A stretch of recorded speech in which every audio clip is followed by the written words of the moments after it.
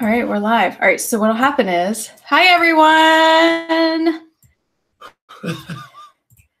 I gotta see everyone's comments over here. So the chat will be over here, like if people ask us questions. Is your mic on? Yeah. So where's the camera? Right? You can see everyone's comments over here. There. So the chat will be over here, like if people ask us. Hi, Marla. So we'll just wait a couple minutes because I know this is kind of last minute getting started here. So we'll let some people hop on, but you'll be able to see everyone's comments over there. So sure. as they give us comments. So we have 5 people on right now. Isn't that awesome? I've had 8 ex-wives, so get out of here. 5 people. All right, so we're just gonna get started. That's a joke, you guys, everybody. I am the Bexa boss lady, Rebecca Black. Thank you so much for joining me. I just got these new glasses, so some of you may have seen them on my Instagram page. Do you like them? I think they're sophisticated. Oh, good. They look good. All right, cool. They make you look younger, darling. You're my favorite. Right? Don't tell the data guru. All right, so I think he's watching. Is he? I think so. He's probably gonna start like trolling. Right? He's gonna troll Kim us. From Delaware. Hi, Kim. Are you in Delaware, Ohio, Kim, or Delaware, the state? I don't know. We'll see. How do I tell people I know? They can jump on here and look at. You can. You post on. You can post on your Facebook and tell everybody you're on. Really? Yeah. On what? On your Facebook page. How do I? Go ahead. If you go on YouTube, you can go to my page. Search the boss lady. Mm-hmm. All right, so you can do it while I'm talking. Yeah. So I have a special guest tonight, and so this is my first guest besides the Data Guru, and it's only fitting because he has known the Data Guru since he was 5, 6. Very young. So 80 years or so, something like that. Casey was in our wedding.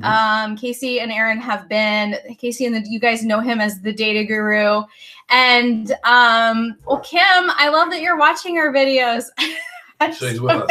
He's with us in spirit. Do we need to put it like right there? There he is. All right. There he is. So anyway, Casey is visiting us, and Casey and the Data Guru are working on a really amazing podcast idea, and I'm helping them obviously because I do kind of know a little bit about this from broadcasting to all of you guys all the time. So I thought it would be awesome because Casey has a tremendous story when it comes to overcoming obstacles and major challenges in your life, right? So when I first met Casey, he was in a relationship, got married, and then, everyone's lives moved on and things happen. Yeah. Not always good things. No. But Casey's story is amazing. And he basically went from kind of losing everything, right? I mean, you weren't homeless, but you lost pretty much a lot in your dignity. Yeah. When you say kind of losing everything, yeah, that's a fun way, but yeah, I wasn't homeless, but right. The only reason I wasn't homeless is because the bank refused to take my home back. it was during such a bad time. Banks weren't even foreclosed. They're like, no, you keep the house. No, you keep the house. So yeah, so it's good stuff. All right. Well, so anyway, so you went through that, which we can talk about in a little bit. And then you joined title boxing in Columbus, Ohio. Correct. And decided as a member right. And kind of decided that was your jam and found yourself and used fitness and basically fitness to reevaluate and regroup. Yeah. And then you went on to ultimately end up owning that store, correct. Multiple title boxings, and now you are the most multi-unit owner of the title boxings worldwide, self-made.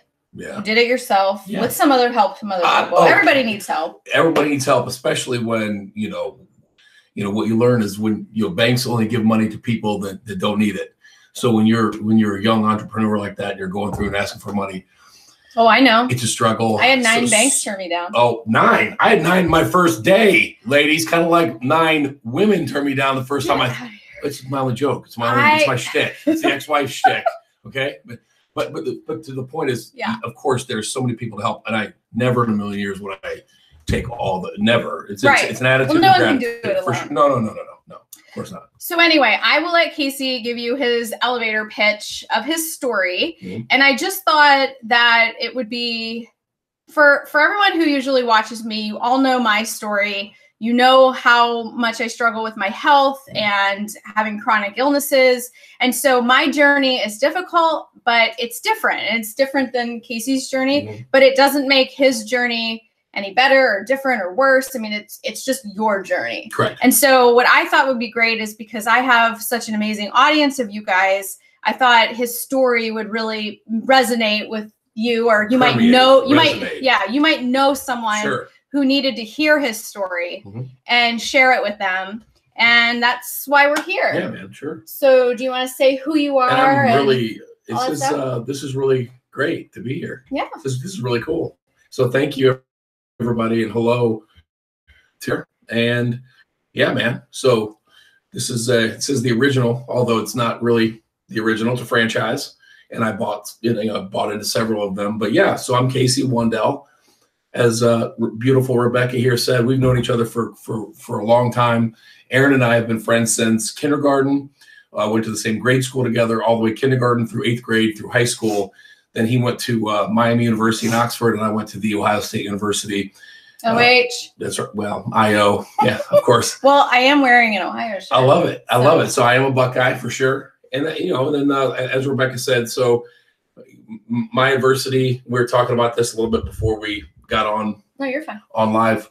It's funny. It's some people have a sibling tragically killed in a car accident, and I could never ever imagine that. Right.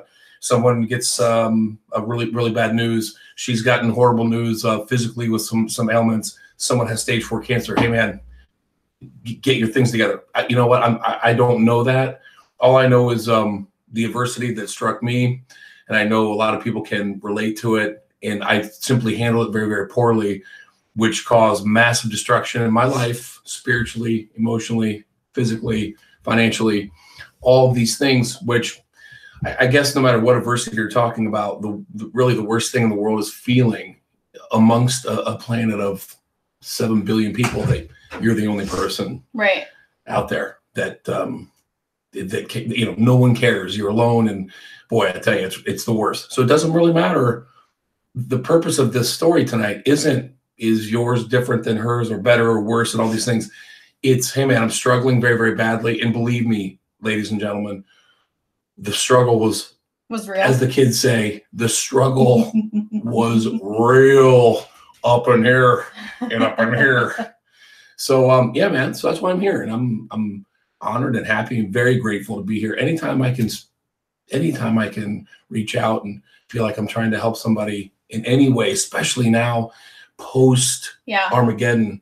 Ooh, it still gives me the chills. It's really, really, really the magic of life. It's all the only thing that matters is helping others and gratitude. And I know that sounds cheesy and trite, but it really is the truth. But I think one of the reasons too that I empathize with your story, and what I like about how you go about it is that you actually are very authentic, mm-hmm. and you share the nitty-gritty details. Sure. You aren't afraid to talk about, mm-hmm.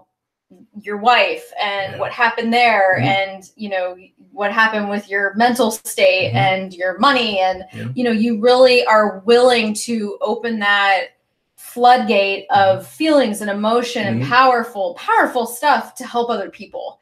And that's what I try to do. I mean, you laughed and you're like, well, who would talk about hemorrhoids in public? And I'm like, I would. Yeah, I would. You just said that completely out of context. That actually did happen. That was funny. No, we said it earlier. Oh yeah, sorry. Remember? Yeah, and I was like, well, I will, because there's probably someone with hemorrhoids that needs help or is feeling alone and might need something. Yes. So anyway. Mine was a joke, but literally, yes, I would. But I literally would talk about it. If I had hemorrhoids, I'd talk about it too. Okay, well, good. All right, so. Hang on, before you. Yeah. But she's right, though. The authenticity and the transparency, which at first is very challenging because it doesn't come natural, and it's embarrassing. Right. It's humiliating. And ladies and gentlemen, I was humiliated. I was humiliated by the help of others, but at the end of the day, what we'll talk about this today is, unfortunately, for some of you, it might sting a little bit, but at the end of the day, we can all rewind the tape, and the accountability, it all comes back to us in some way, shape, or form. And so the humiliation that I suffered, although some people helped set it up pretty good, I did nothing but stoke the fire and pour gasoline on myself and make it a huge raging bonfire of craziness. So, all right. So it all kind of started with your marriage falling apart. Yeah, right. Yeah. And so, that was like the kind of the pit. Yeah. Right. Tough job. I don't know if anybody of you can relate to that. Didn't like my job. Really miserable going into work every single day. Tough marriage, tough relationship. It's funny. Rebecca and I were talking about dogs. We all love dogs. An interesting factor in my marriage, we had these dogs and they would fight. They would dog fight if we didn't separate them. And it caused a massive stress. Things that at the time, they just seemed so insignificant, but they add up to be a very, very large wall of blocks that are causing significant problems. So then it separates the two of you, and bad job, angry at the world, miserable, tough relationship. All these factors start to then, they start to cause an effect on how you and your wife and how you are to the people in the community. Right. And it just becomes a big ripple effect of negative energy. And let me spare you the suspense out there. If you're in relationships, if you're in good ones or bad ones or not in them at all, if you have a loving, caring woman and you're not nurturing to her, and if it's bad and you're separating and it's becoming distant, they will find. Well, it goes both ways. It goes both ways, but they'll find the emotion. The point is, whenever someone's husband or wife has an affair, they just want to, you're such a jerk, or call them really bad names, which I did. Well, she's a bad name. It's her fault. Right. She's the biggest jerk in the world. I'm using PG language, but you get the idea. It took quite some time to realize that actually that's not exactly who she is. Yeah. How did we get to this point? And then once you find that magic and look internally, that's when you can really grow and become everything that you want to become. But yeah, so basically, my wife had an affair, my divorce fell apart, or my marriage fell apart. Everything was in my name right before the housing crash of 2008, 9-ish. My home went upside down. She was gone. The car was gone. The money was gone. The dogs were gone. I was living in my sister's basement. And just devastated. My pride and my ego were all, man, they were completely destroyed. And I'm a man. I don't know how many men or women what is out there listening right now, but as a man, man, and, pride and ego, I had no idea how large my arrogance and my pride and my ego were until another man took what I believed was mine in terms of ownership. Yeah. Like I owned her. She was my possession, and that's what happened. And then so everything was taken out of me. It was taken from me. And I remember going to a psychiatrist, and I was uncontrollably. And I was like, I don't understand why I'm so sad. And they said, your subconscious does not understand. Your life is gone. You're still wanting to go home and see your stepdaughter, do the homework, play with the dogs. It's like a magic trick, and your subconscious doesn't understand how to process it. Right. It literally is like being in this home one day, and the next day it's gone. My attorney said, I was broken, and I was like, I don't know why I'm so sad. And he, God bless him, said, "What?" I said, I feel like someone died. I said, I feel like someone died. And he goes, that's exactly what it's like. Well, you're grieving for your family, your loss. And he paused. He goes, except you can still run into her on the streets. It's kind of a tough dichotomy that way. Sign right here. And I go, what did you just say? So imagine grieving like you'd lost someone like a death. Yeah. But they're still, not only they're alive, they're alive and happy and kicking and want nothing to do with you. It's a big problem. And there was the kaboom of my. So my now existence. so like your whole world's turned upside down. Sorry. Your whole world's turned upside down, right? Completely. And now you're living with your sister in Columbus, and you're trying to get it together. Yeah, I don't know. I don't know if I was trying to get it together or if I was survive. Yeah, just waiting for the world to get it together for me. I mean, obviously, the world was going to save me and rescue me, and clearly the world knew how angry I was and how wronged I was. And so you can see in the show notes there, I turned very, very heavily to the bottle, very heavily to make the pain go away. And I would take the Ambiens at night and drink the whiskey all day and eat. Boy, I tell you, I mean, 9 months goes by, and I'm telling you, like I don't even remember the last 6 months of my life. And I would wake up with Wendy's wrappers, and I'd wake up laying at fries and, driving around. I mean, God forbid I could have killed somebody. I could have, who knows? But so how did you find title boxing? Yeah, well, because I got kicked out of my sister's home. Oh. And by the way, before you judge that, I mean, she did everything in her power, and she's married, and they're incredibly caring, loving, wonderful human beings. But there's only so much, if you're going through something like this, maybe you have a family member who's doing this. Perhaps you're the one doing this. Maybe you know someone with a situation like this. There's only so much you can do before you just push them away. They can't save you. They can't. Jim Rohn, R-O-H-N, Jim Rohn, look him up. He says one of my favorite lines of all time. You can help thousands. Look at Rebecca. You can help thousands and thousands and thousands. You cannot carry two on your back. You can't do it. You can't. You got to get them off. You can only go so far. It's so powerful. So eventually she's like, you got to go. Like, I've got to. By the grace of God, the apartment I moved to was right across the street from this title boxing club that I eventually went into as a person, as a customer. Something happened when I worked out there, and just decided, you know what, I'm going to need to do this because, everybody's gone. Everybody's gone in my life. Everything's gone in my life. And that's what I did. Did you find community there? Oh, yeah. Yeah. Mm-hmm.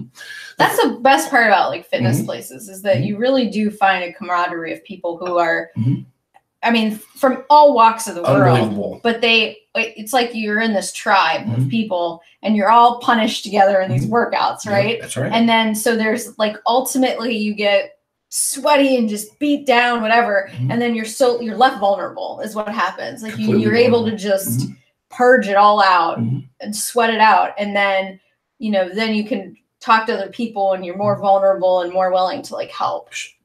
You hit it right on the nose.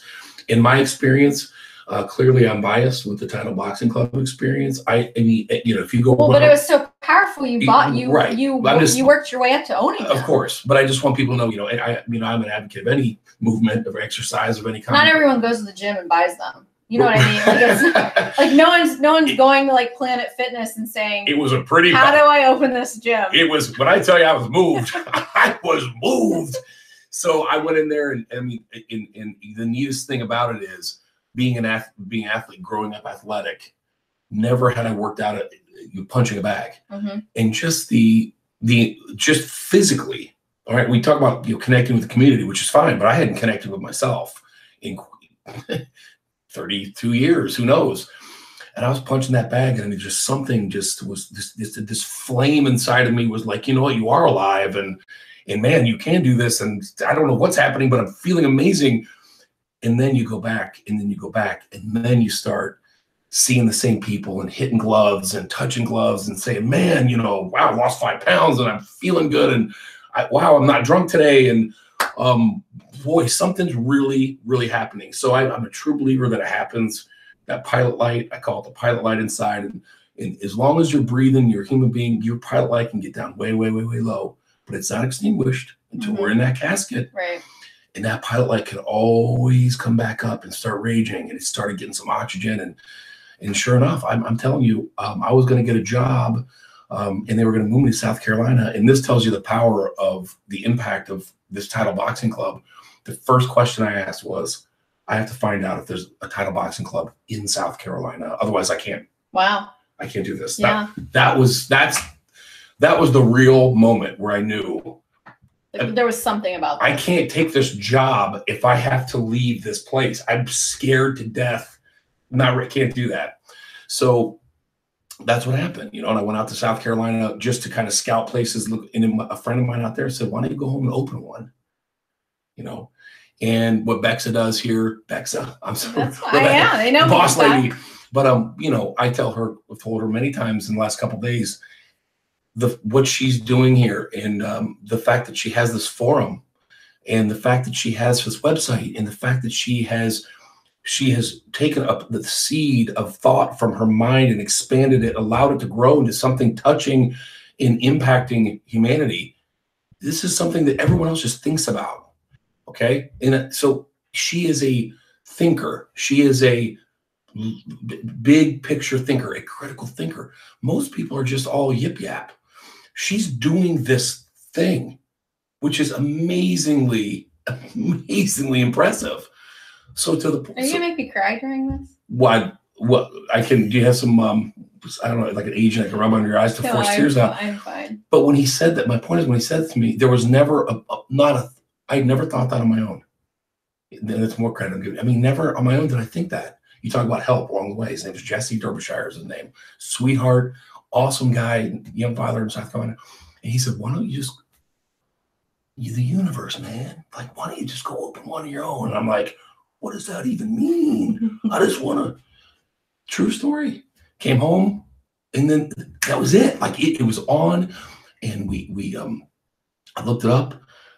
Go to Kansas City. They weren't quite a franchise yet. I typed in my name. I'm like, you guys got to meet me. You got to know my story. Went out to Kansas City, met the CEO.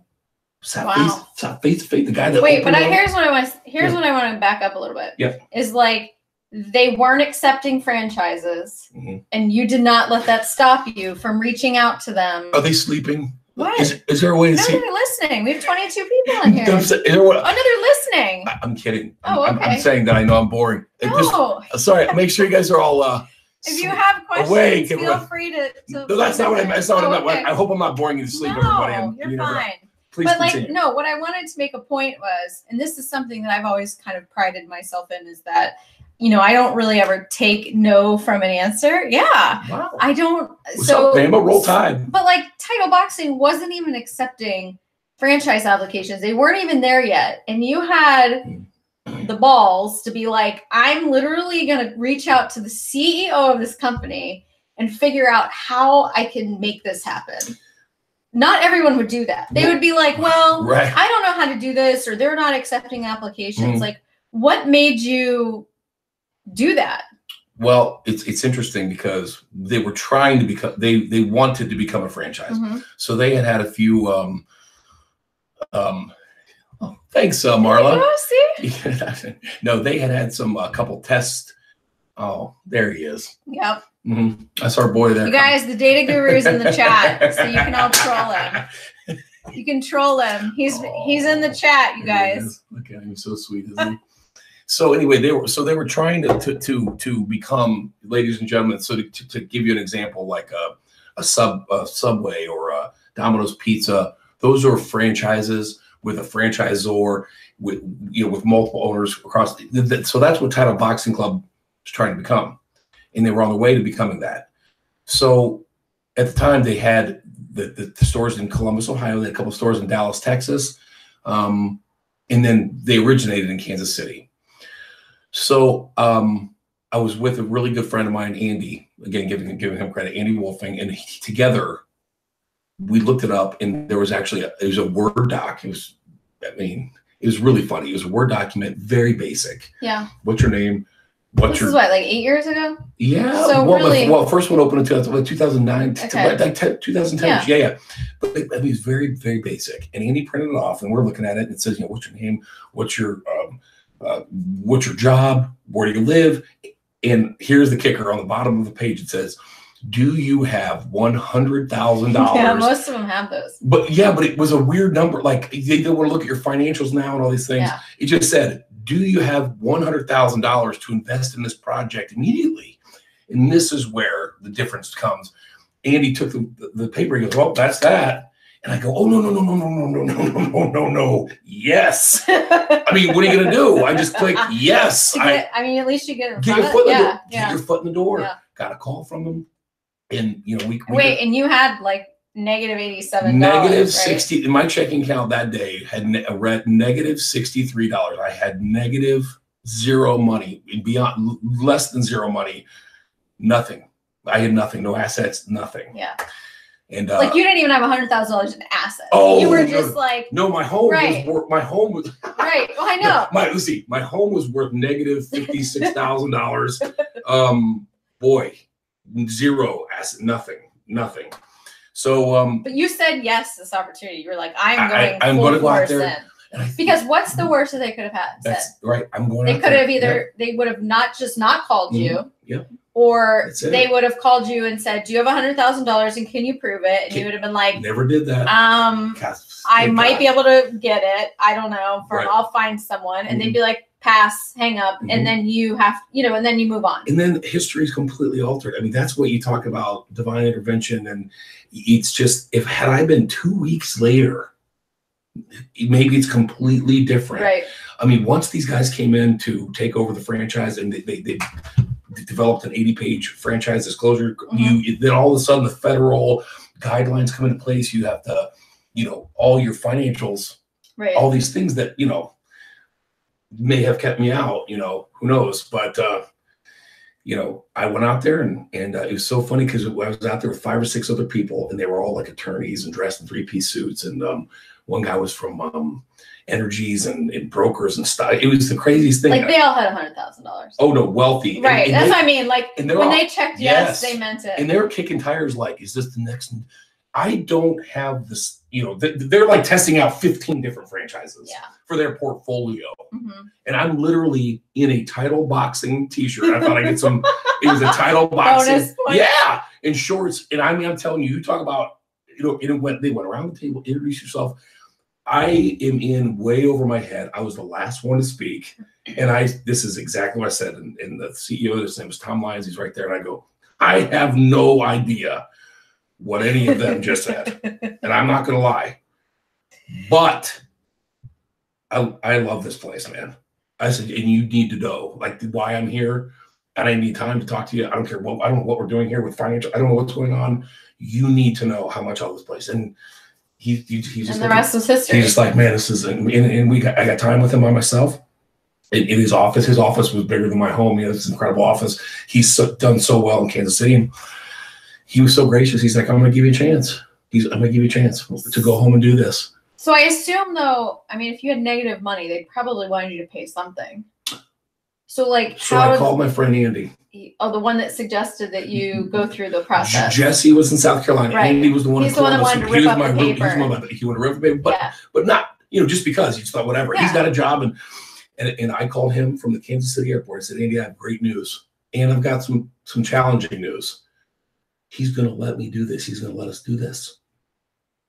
We have to find $35,000, and we got to do it in like a week. Oh my gosh! Now, $35,000. Don't misunderstand what I'm saying. That's a lot of money. Yeah. And I understand that's a lot of money. But at that time, it might as well have been 35 million. Right. The way that it sounded.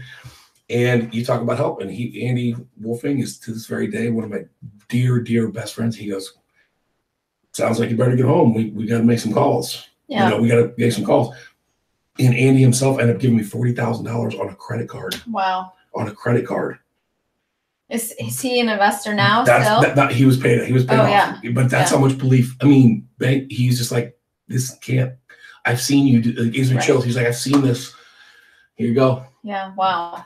My sweet mother ended up loaning me some money, and here we are. I mean, I won't bore you with those details, but so the fact we got that enough money to get that get that zip code, a territory where you purchase like a little protected territory. That was that $35,000. And this is the one that you were telling me about when you were like, you made friends with all the people at Panera.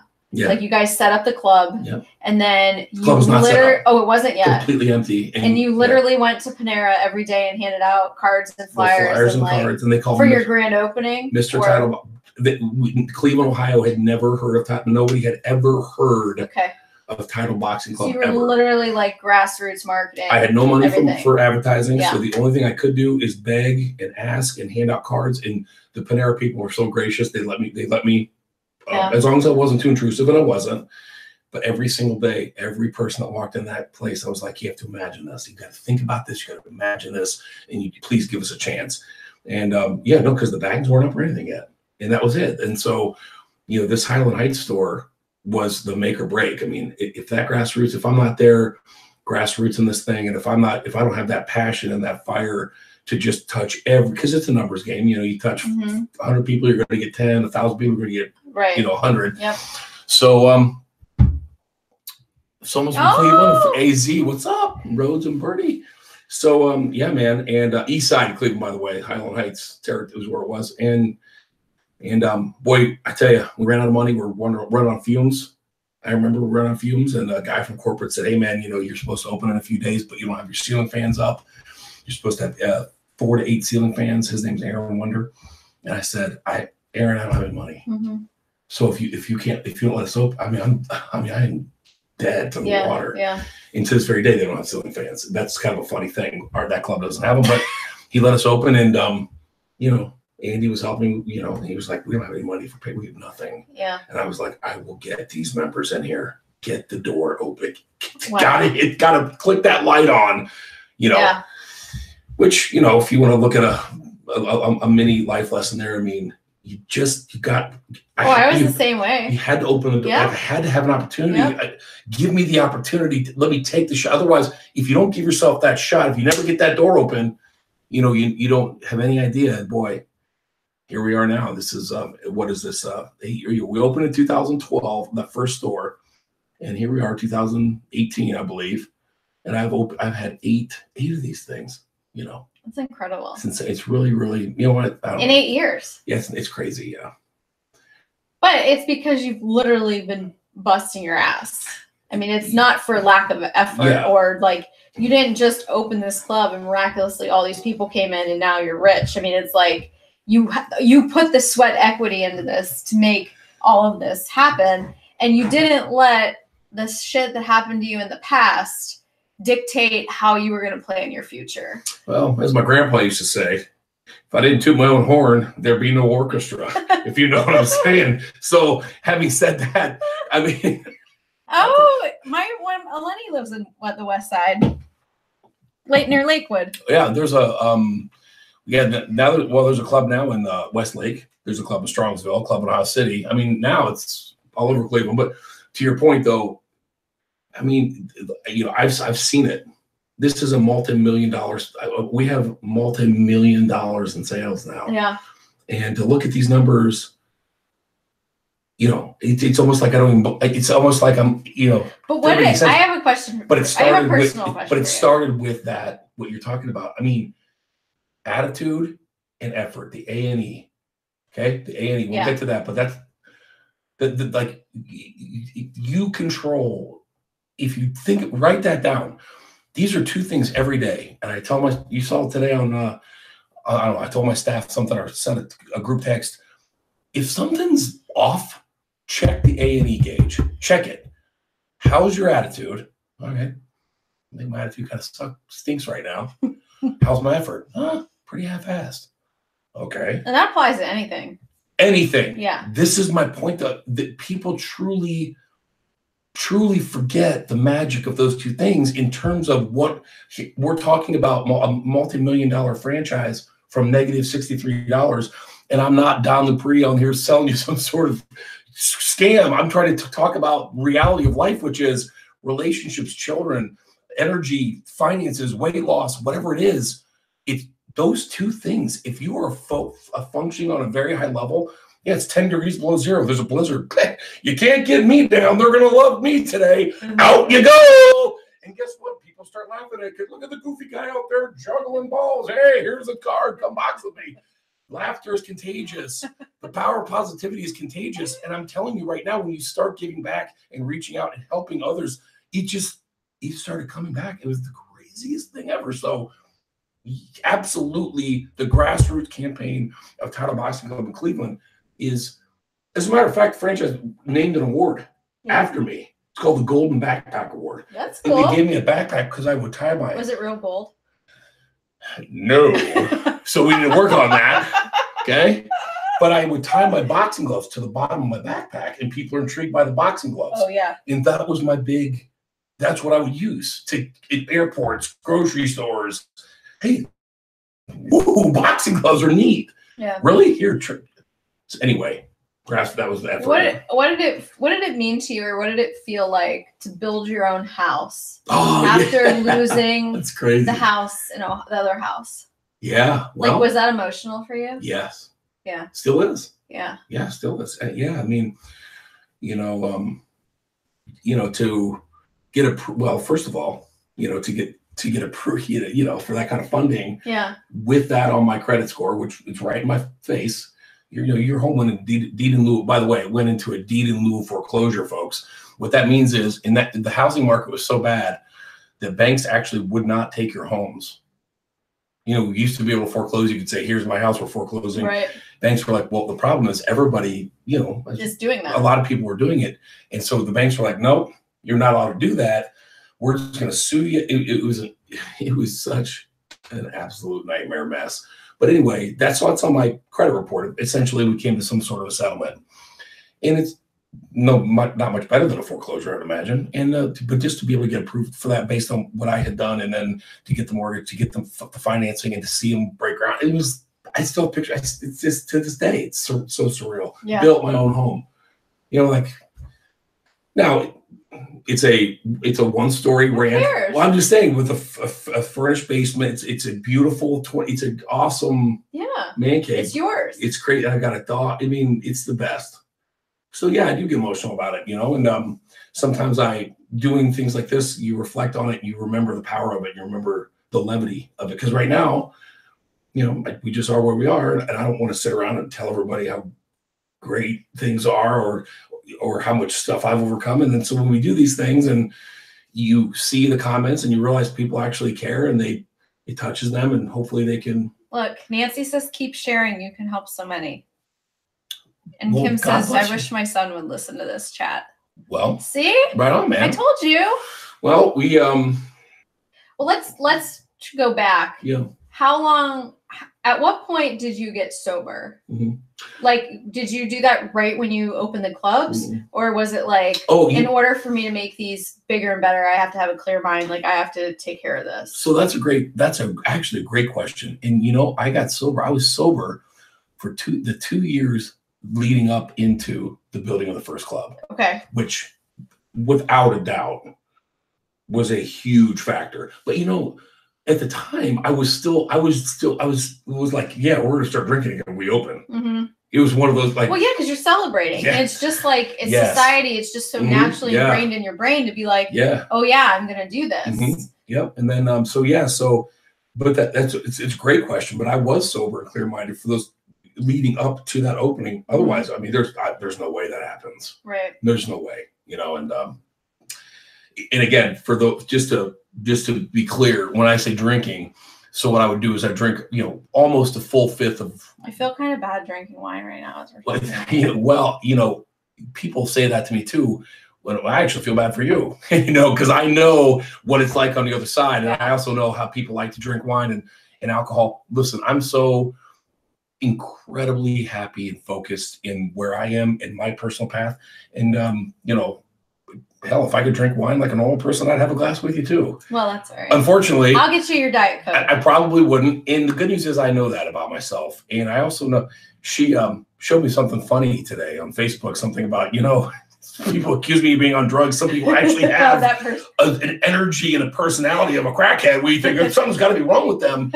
But, in my opinion, the greatest trick the devil ever pulled was to convince people that he didn't exist.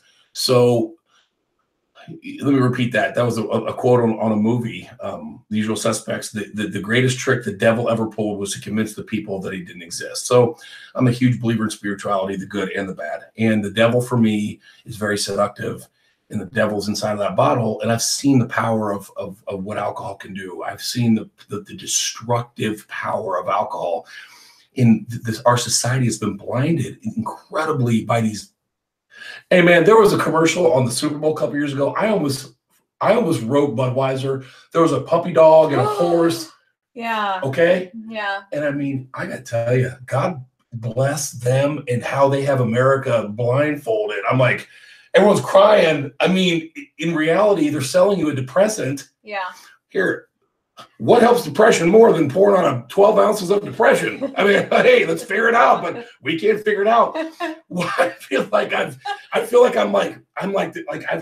outside of the matrix. So anyway, sobriety to me is now that I understand the power, because I went back to drinking and I've slid and gained weight. It was, oh my gosh. So I know the power of it now. You can follow Casey on Instagram at Casey Wandell, right? Mm-hmm. And you can see his fitness transformation of back in the day when you were not being clean. Look, I posted. Yeah, his Instagram is blowing up. Yeah, I posted. So go on Instagram at Casey Wandell. Oh boy. He just joined. So look at this is great. You guys, I'm so happy we're helping people. I want to tell you something. Awesome. I want to tell you this right now, and I mean this with every ounce of sincerity. I'm not sure how it happened or why it happened. But America, with you know, it is hard to talk about because it's it's Wandell. Here, hold on. Yeah, we'll write it out there. But the alcohol in society in America, you know, how it's so accepted. And, you know, I speak to kids and students, for example. How incredible is that? 700 kids. Oh, I just spoke to 700 kids in school in Cleveland. And so here's what you say. Hey, I got the coolest thing in the world, and I want you guys to take it. And it's a pill, okay? Bear with me. It's a pill, and it's a pill that you guys can take. And guess what happens with this pill? You get depressed. And your inhibition's lower, which means you make terrible decisions, but it gets better. And then you're going to get doughy and gain weight, and you're not going to be able to speak properly. And then the best part is you're going to make everyone around you really angry by saying really nasty things. And then you're going to get behind the little car, you get arrested, you go, who wants to take this pill? And they're all like, boo. And I'm like, this pill's called alcohol. You know, it's just silence, because then there's adults in the room too. Yeah. And everybody, you know, the only argument I ever get, people say, oh, I'm a fun drunk. Come see me with that. No, you're not. You're lying. And here's the fun. I mean, lying to her is one thing. Lying to this doesn't work well. Yeah. You're not a fun drunk. Okay. This is allowing you to lower the inhibition of your frontal lobe of your brain. Now you can be happy. You act happy, sad, laugh, haha. You wake up the next day and it's all the same, just a little bit worse. Yeah. Okay. One more thing about being drunk. You know what I have not had to do now in several years? I haven't had to call somebody and go, hey, sorry about what I said last night. Yeah. I didn't really mean to call you all those really bad names. I was just drunk. Oh, well, that makes it great. Yeah. You get a free pass for being a jack bag for drinking. Nice and then thank you. And then the sober-minded, clear-minded person has to take it. Well, look, that, in my opinion, in my book, I know I'm trampling on some things right now because people just think it's okay and I'm not this. That's fine. People have to ultimately make their own choices. I understand that, and I just want you, this is the side of the fence I'm on. I'm a passionate believer.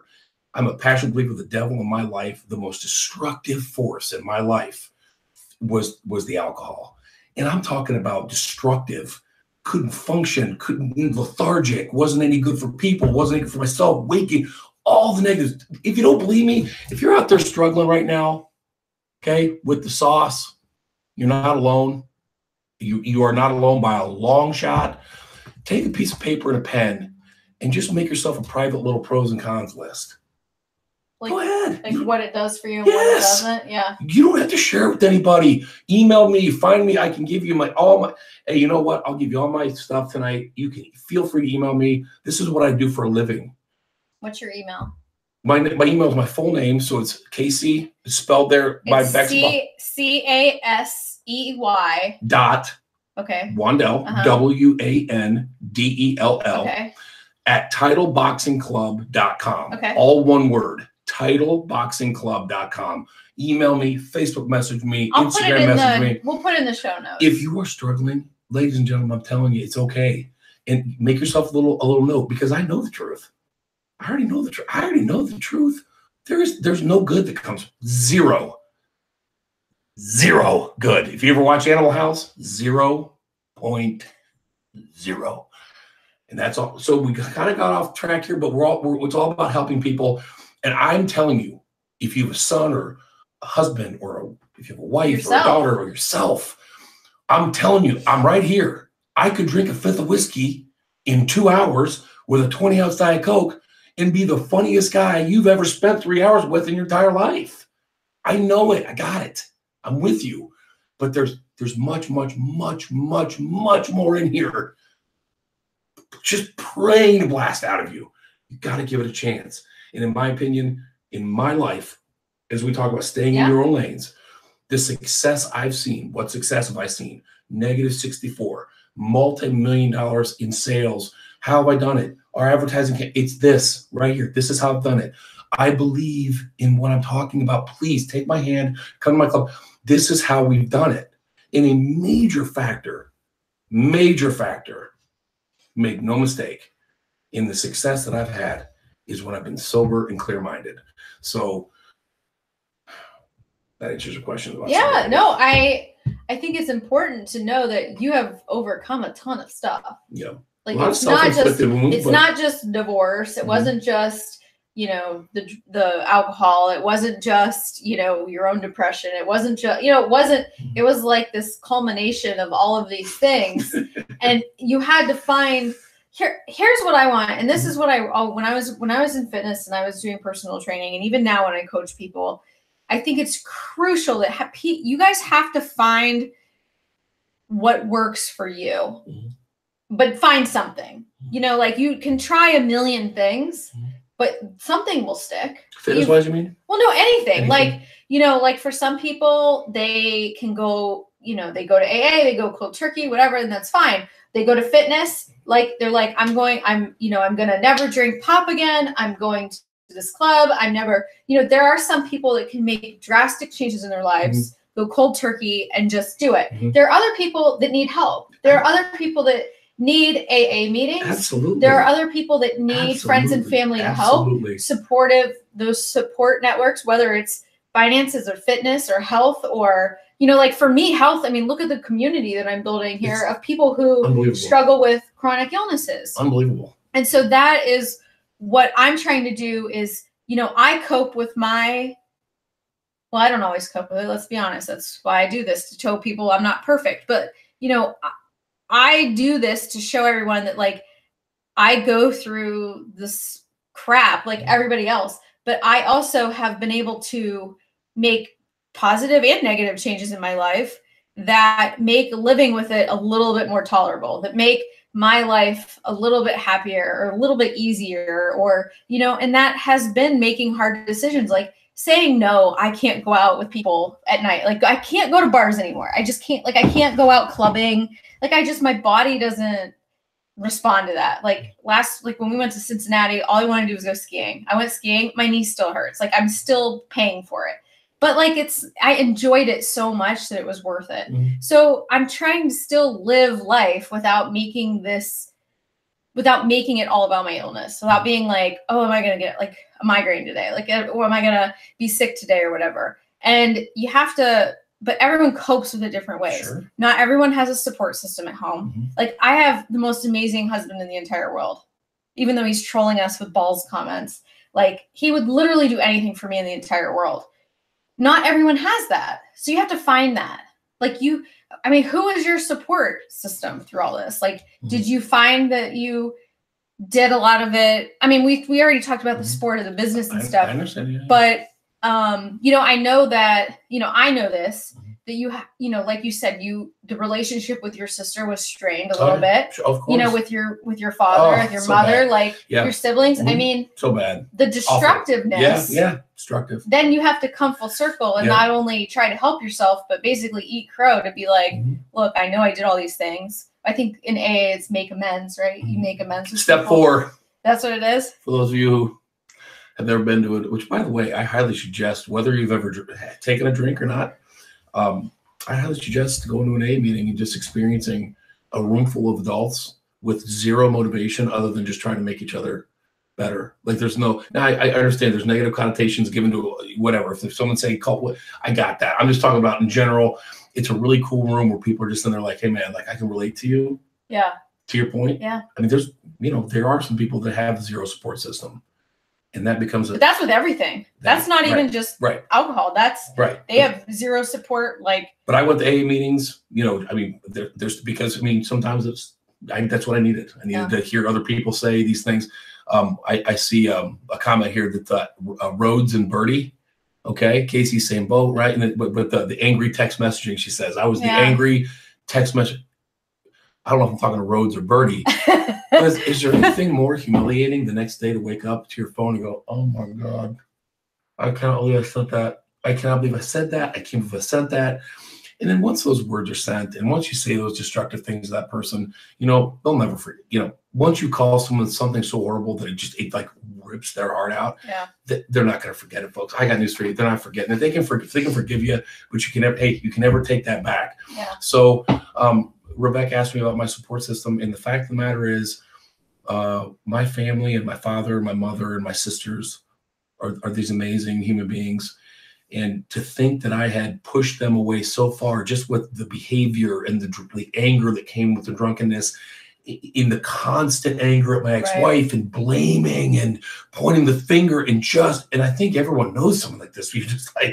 You're like, man, I mean, you're so miserable. It just comes from in your soul and out it goes. And you know what?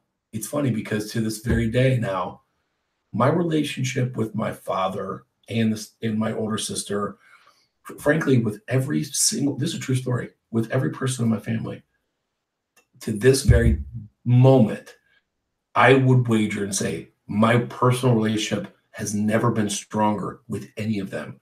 Now, that doesn't mean they're not walking on thin ice. Right. That doesn't mean every time they see me, because you know what? I've earned that. Of course. I've earned that. Yeah. That doesn't upset me, if they're a little hesitant or if they want to flinch for a while, because I know the path I'm on. Mm-hmm. Goodness will prevail. I agree. I'm so proud of you. Authenticity. Yeah. I know you are. And she's known me for a long time. And so this is the real deal. You can't fake it. So when I look my father, oh my God, I'm gonna cry. I can get him.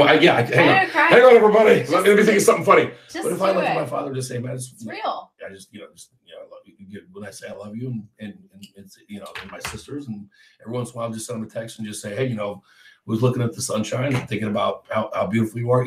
Those things didn't happen before, because I'm so clear in here now. Yeah. In here. And, and boy, I tell you, I'm sure there's, some people out there that know me are like, man, I still think he's a track guy. Hey, I'm not perfect, and I make mistakes, and I'm loud and boisterous, and we all do. Some people probably, who knows, I'm polarizing, but at the end of the day, I know where my heart is. I've got nothing but love and gratitude and thanks for everyone in my life. I'm here in Northern Virginia with my dear friends. And so, yeah, I mean, they can question me the rest of my life. Like, that's okay, because it's not happening. Mm-hmm. And then, so you win people back with sincerity, with gratitude, with authenticity, with love. That's humans, our DNA. You can't not be drawn to it.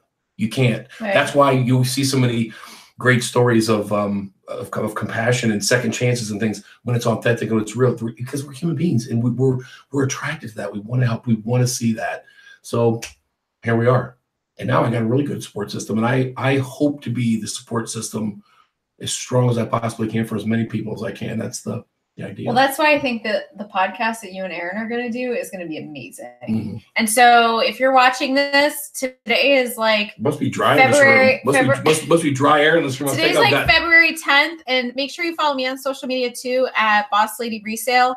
I know a lot of you already do, but I'll make sure that I post as soon as their podcast goes live, because it's really going to be great. I know we're both so proud of you. Oh, Aaron, stop getting sentimental now. I already cried once, for God's sakes. Go back to the balls jokes, would you?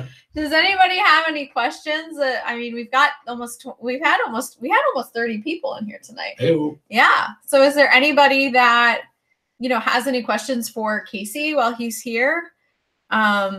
Big hugs. Who's that, Cheryl? Yeah. Right on, man. Sherry, excuse me. I'm sorry, my vision's for, but I love hugs. I give hugs out for free all the time. Love hugs. Thank you. I appreciate it. That's awesome. Yeah. Thanks. What else? Anything else? Oh, that's it, man. Thanks for this platform. Thanks for the opportunity. This is really great. This is really great. I'm humbled. This is really cool. This is really cool. Well, guys. Good for you. Thanks. Right on. I am so proud of you. And so is the data guru down there. That's my dude. That's your dude? That's my dude. All right. All right, guys. Well, thank you so much for watching our video. I really, really want to encourage you that if you feel like someone needs to see this or you need to watch it again, like bookmark it, share it.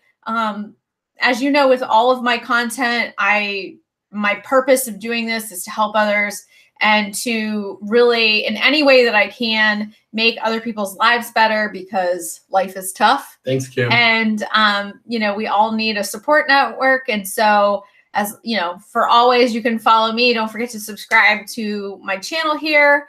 And any last words of wisdom? The A&E gauge. Write it down. A&E every day. gauge. Check it. How's your attitude? How's your effort? Those are the two things you can control every single day. Go kill it, man. Let's do it. Awesome. All right, guys. Well, thank you so much for watching, and I'll see you next time. Bye.